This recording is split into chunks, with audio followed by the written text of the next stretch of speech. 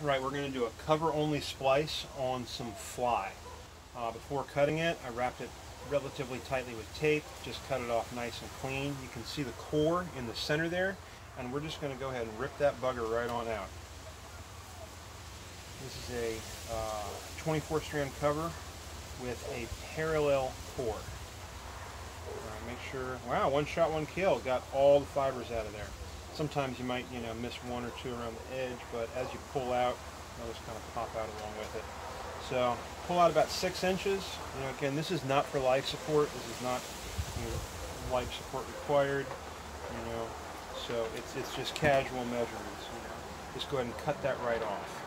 And after you do so, you can kind of milk that cover right back over top, and now we have 5 or so empty inches right at the very tip.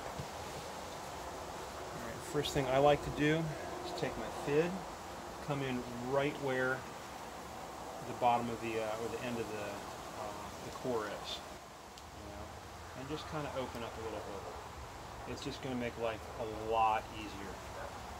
Give it a little twist, really open up that hole. All right, measure out very, very carefully to where this thing comes out at. You want about 1 inch or so. That'll be on your stitching area. And again, just open up that hole a little bit. It'll make life a whole lot easier because we don't have a whole lot to pull against here. Take our wire fid in through the bottom, out to the top. Now we're going to take and tear our tape off and cut about half the fibers at the very tip. And I'm just maybe a 1/2 inch, and not quite even that much. And pull those out of there. It's a little self-healing taper. And we're going to put that into our wire fid down to the point where you've made your cut. Now we're going to start to slip that around our foot and start pulling.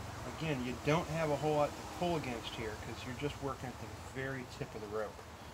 Now I'll take my fid again and just kind of open that up, to allow those tip of the rope to go back in there, and just kind of give little pulses of force, slide it along,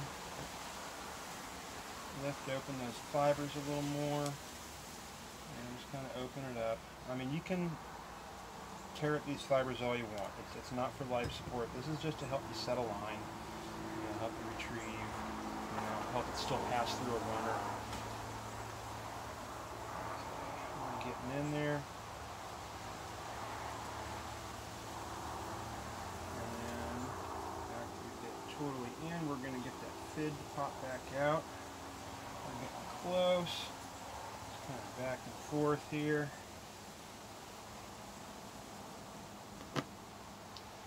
Get in there. This part can be kind of a chore. As I'm kind of picking at this, I'm keeping just a little bit of pressure on it. It's going in. You don't want to pull from back here, just right over top of this real small area that we're going to be stitching. Alright, there we go. And then it will just pop on out. From here, make sure you're nice and straight going across.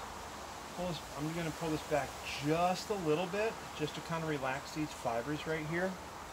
Maybe kind of pick at them a little more with your fid. Just to kind of get everything laid out correctly like it should be. And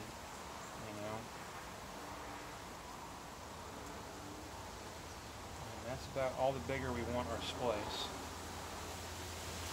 Pull just a little more.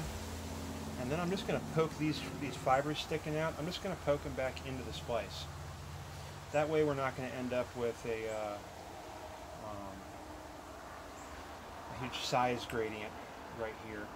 It's not going to taper because there's no core in it right at the very bottom of this splice.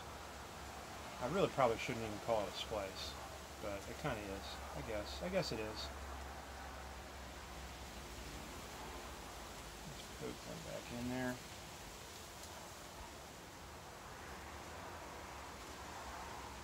Just shove them in.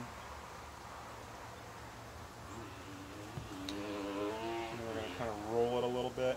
You know, again, just relax those fibers. You know, get them back to where they want to be. Get them all equalized. Maybe a little more pokey.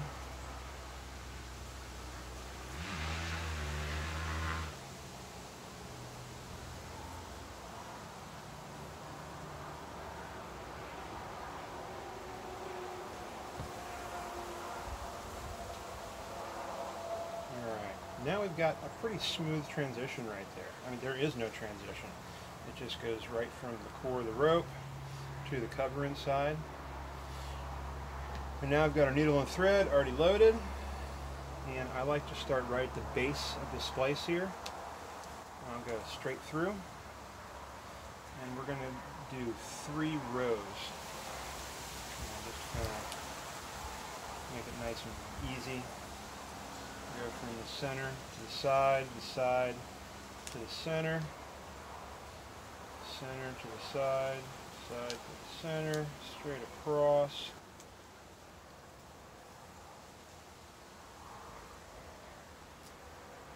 And then we're going to dive down at a bit of an angle, go down to the next layer on down. So you're just kind of making a ring of stitches around it. We're going to do 3 rings of stitches. So straight up the back and straight to the side. Go back to that same spot, straight up the front.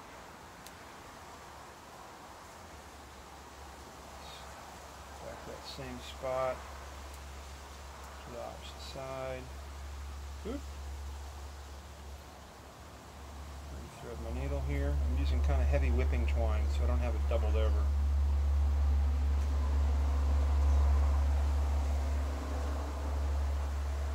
And then back to the front, and we're going to step down another level.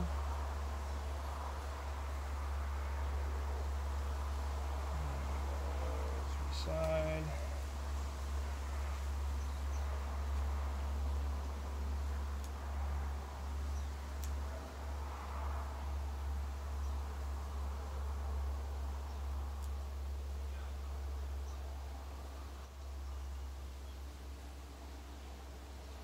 This last stitch, we're going to send it kind of up diagonally so we can get back to our starting point, and then diagonally right back to our starting point up there in the front, and then just do a couple overhand knots.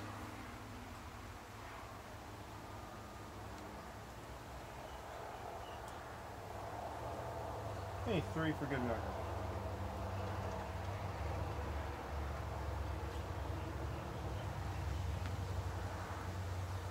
We've got our stitches tucked all the way down in there. It's pretty unlikely we're going to catch that on anything. And that's it. That's it. You know, you might be able to snake a carabiner in there for storage, but really it's just for an XSRE, you know, to help you set the line. This will still go through a runner. You know, it'll jump down through a pinto if you're doing a midline pinto cinch. Pull it through palm or something like that, really tight crotch. You can just put your throw line right through there.